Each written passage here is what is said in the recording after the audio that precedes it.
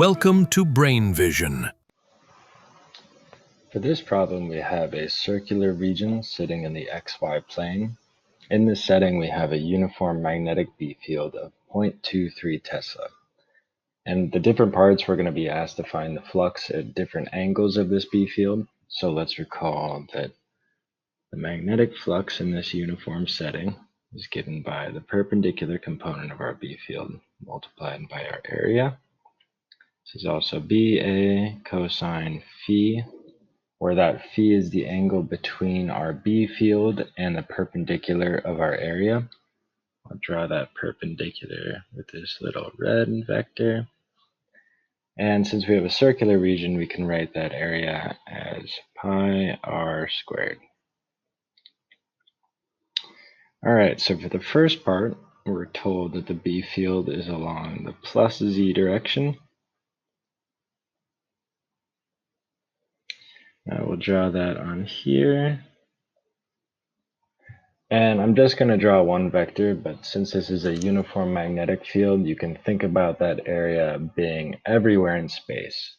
Anywhere we have that same magnetic field, so just think about that vector applying to anywhere in space. We have the angle between those two vectors is 0. And now we can plug everything into our equation. So we have 0.23 Tesla. Our radius is 6.5 centimeters. So you're going to want to put that into meters squared. And then we have cosine 0, which is 1. This, if you plug it in, we get 0.00305 Webers. Webers being the unit of magnetic flux. Or, a little bit nicer, this is 3.05 milliwebers. Great, so the next part, we have our B field is 53.1 degrees from plus Z. Drawing that on here looks something like this. And now we have the angle between those two vectors is 53.1 degrees.